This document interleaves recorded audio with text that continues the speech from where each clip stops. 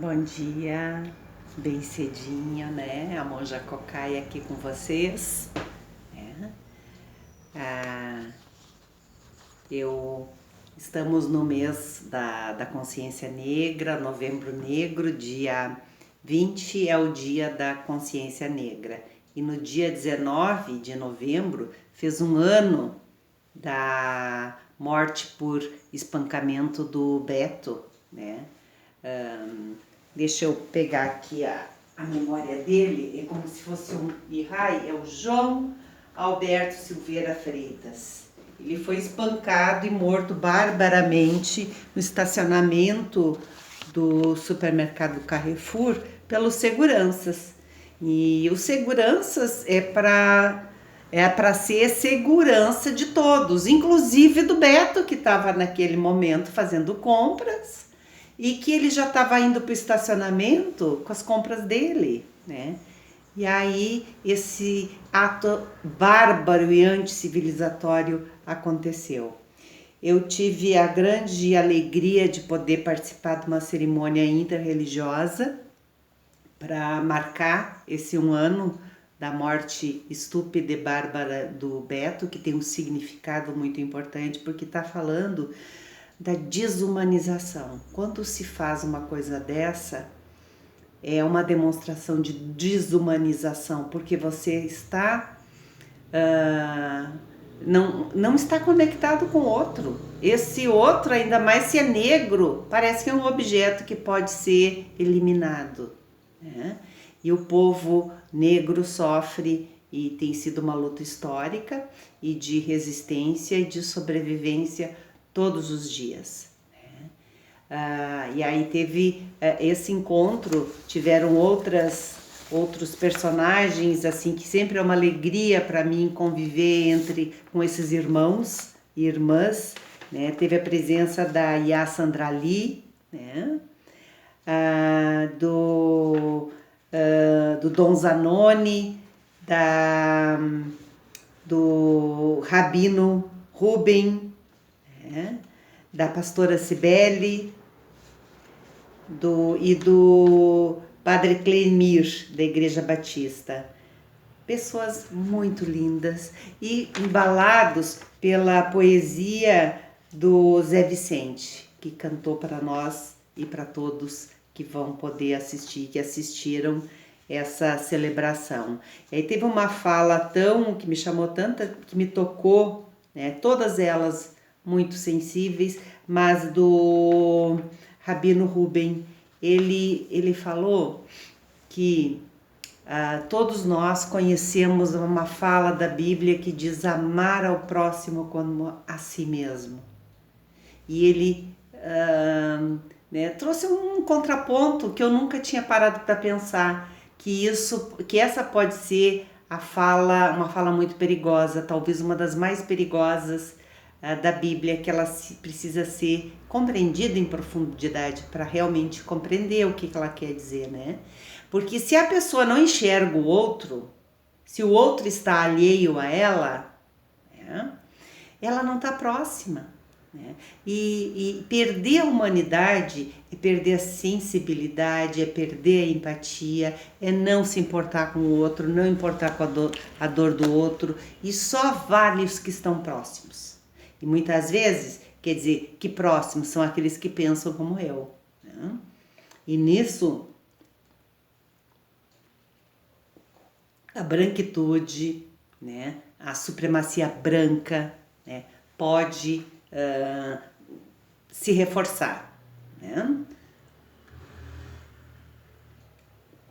E a negritude continuar sendo perseguida e excluída, como tem sido a história da nossa colonização, né? Essa dualidade Casa Grande Senzala, né? Sempre a senzala a serviço da Casa Grande. E é uma disputa de vozes e de narrativas, né? E aí o Rabino falou também que a outra fala da Bíblia também, que é que nós fomos feitos à imagem e semelhança de Deus. essa é a fala, né, a que está acima de todas. Então, quando o segurança mata o Beto, está matando a expressão de um ser divino.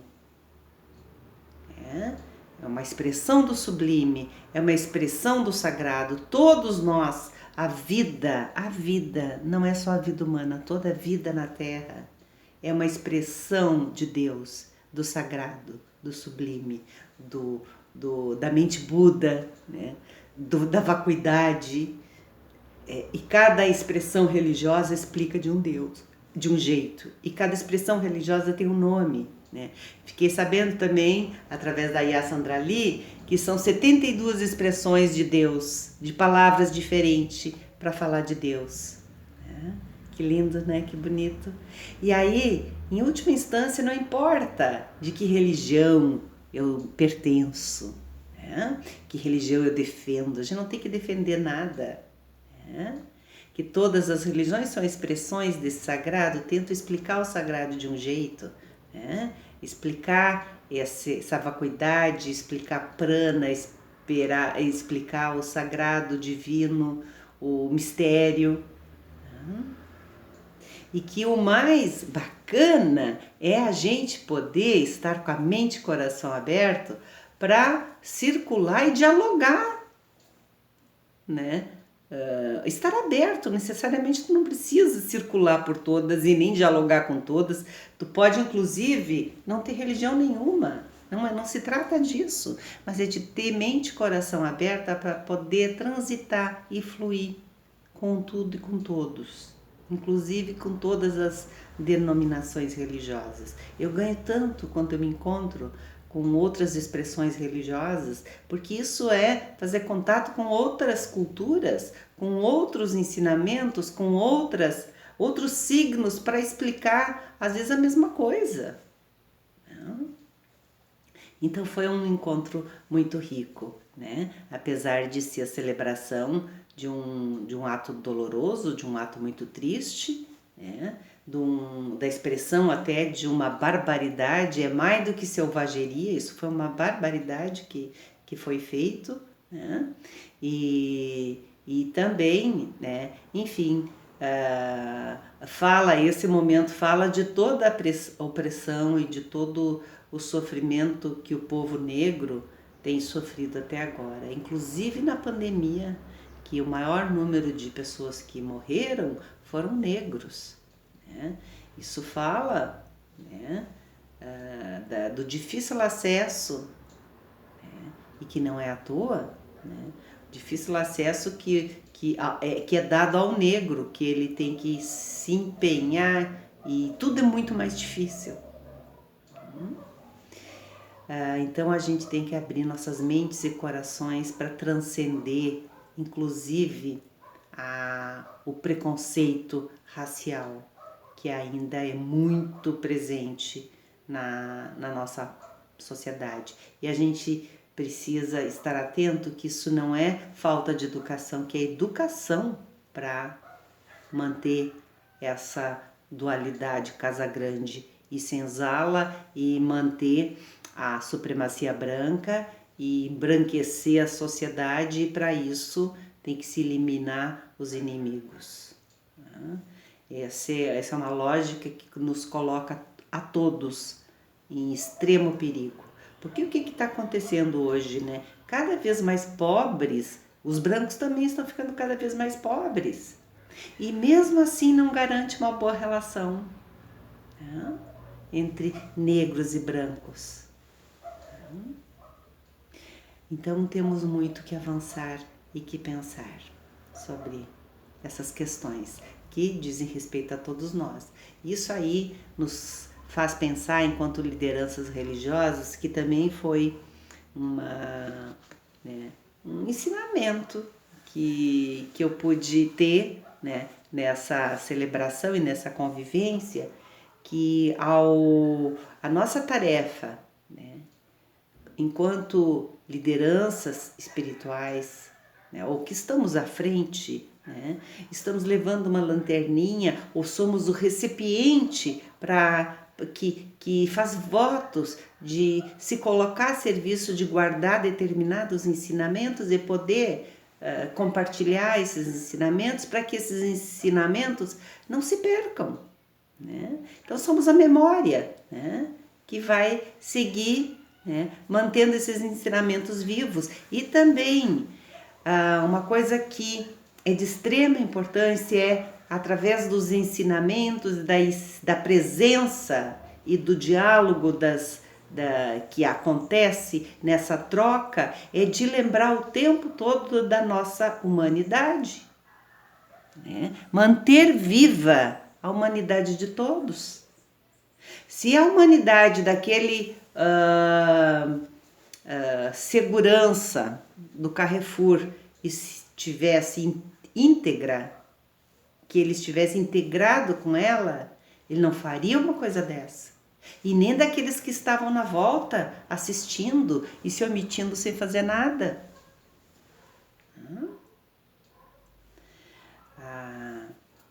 Percebem? Então, a gente está o tempo todo lembrando que a gente é humano, com nossas falhas, nossas limitações, né?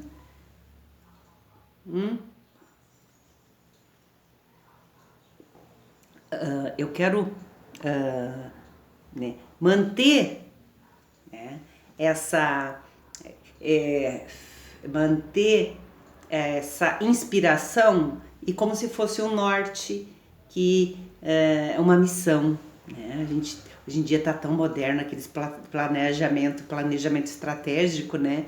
Meta, objetivo, missão. Missão é manter viva a humanidade. E isso Shakyamuni Buda, o Buda, fez muito bem. Então agora eu vou fazer uma sequenciazinha de vídeos de 15 minutos cada um, né? Onde a gente vai falar todas as terças-feiras de manhã um pouquinho, quem foi Shakyamuni Buda, o que quer dizer Buda, né? Falar um pouquinho da história do Buda, como ele chegou a ser Buda e durante os 40 anos que ele ensinou. O que ele ensinou? Manter a humanidade que somos humanos, nos lembrar o tempo todo que somos humanos. E tem uns ensinamentos que falam dos 6 reinos da existência, e que tem os reinos superiores e tem os reinos inferiores. Os reinos superiores são o reino dos deuses, semideuses e humanos. Os inferiores são infernos, fantasmas famintos e o reino dos animais, né? E aí eu vou falar também em algum momento um pouquinho sobre cada um desses reinos que a gente transita, né? A gente está neles, circulando entre eles o tempo inteiro, migrando de um para outro, mas que o único reino que a gente pode viver integralmente a nossa humanidade e a nossa sacralidade é através do reino dos humanos. Temos que habitar esse reino para realmente nos humanizar.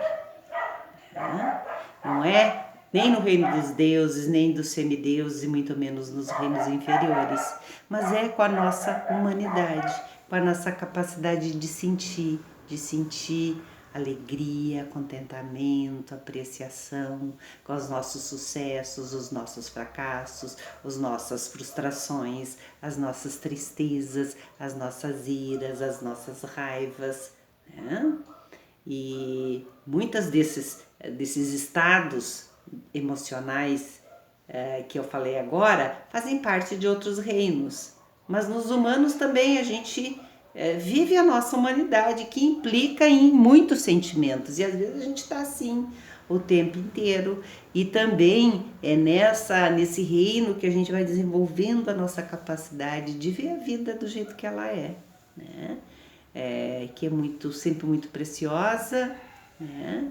E que tem momentos que são de puro contentamento, tem momentos que são de desafios, de adversidades, de frustrações, de buscas, de realizações, de mudanças de planos, de novos planos, de amores e de rompimentos, mas a gente segue porque a vida, acima de tudo isso, ela é divina, ela é sagrada, né?